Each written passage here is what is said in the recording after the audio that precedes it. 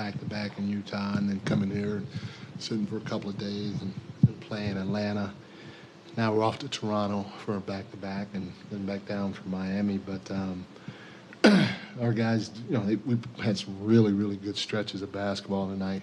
Man, I tell you what, and we got to keep trying to bottle that up and see if we can play that way for longer stretches, because when we do, we're really, really good. I thought there was a little stretch there in the second half where we started getting a little too deep with our penetration, and we tried to finish over the top of length, or we ended up turning it over because they got a hand on the ball. Our 14 turnovers for 22nd chance points is what really kept them in the ball game and kept them threatening, taking the lead and expanding the lead as the game went along. But our guys are 3-2 in this 5-game series. We always look at or break the season down into 5-game mini series, and after dropping the first 2, our guys found a way to win 3 in a row, which was terrific. Also, one of the things we talked about in the first half, we thought Atlanta had a couple of breaks on the glass in the first half, and they were getting to the free throw line as well in the first half, and our guys did a great job in the second half of defending without fouling, which is huge for us.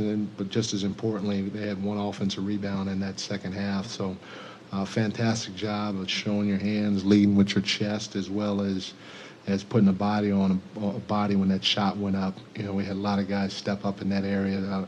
DeMar had 8 rebounds. Keegan had 10 rebounds. Even Fox at the point guard position had 7 rebounds, and obviously Domas with 14 rebounds. It was a big game for him, even though he fouled out. So good win. What's it like now that you've seen it, DeMar and De'Aaron closing like that for you? Obviously gives us steady options. We were a little frantic there, turned it over a couple of times, and we put the ball in DeMar's hands, and you could just see his rhythm, his pace was really, really good. There's no panic about anything that he does, and to have that, have it come, have the steadiness coming from one of your best players is a great feeling to have, whether you're a coach or a teammate of his. So that's what they both do.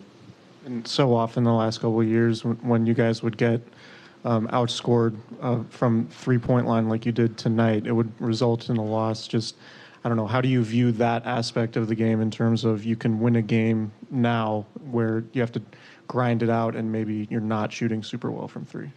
But, that's why you preach the importance of defense. And, if we defend, we're going to give ourselves a chance. And we did a pretty good job defensively. Wasn't great. But on top of that, I thought we had enough stretches where we took good shots. There was a stretch here, a stretch there that we didn't take a good shot and or turned it over.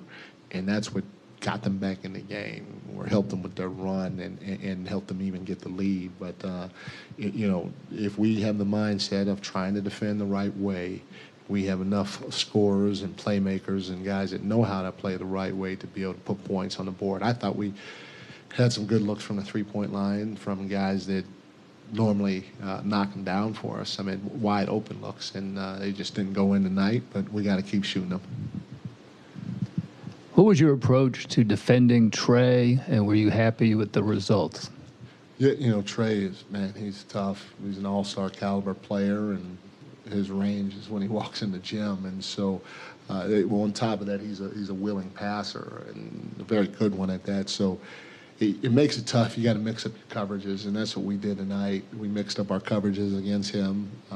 We tried to throw him 3-4 different looks, as well as trying to put different bodies on him at different times. And anytime you see Trey go 8 for 21 and 3 for 9 from the line with 7 free throws, you take it. But what's going to happen is other guys are going to have a chance to get off. You just hope that the other guys don't beat you. He had 12 assists. Garrison Matthews came off the bench and hit 7 threes, and that was just a product of us saying, hey, we're going to try to not let Trey beat us by himself. And so you take what you get. You hope that some of those other guys miss, and like I said, Garrison didn't miss much tonight. as well as Keaton Wallace. They did a great job, especially when they got wide open looks. Coach. Thanks, everyone. Thank you, Appreciate it. guys. Walker.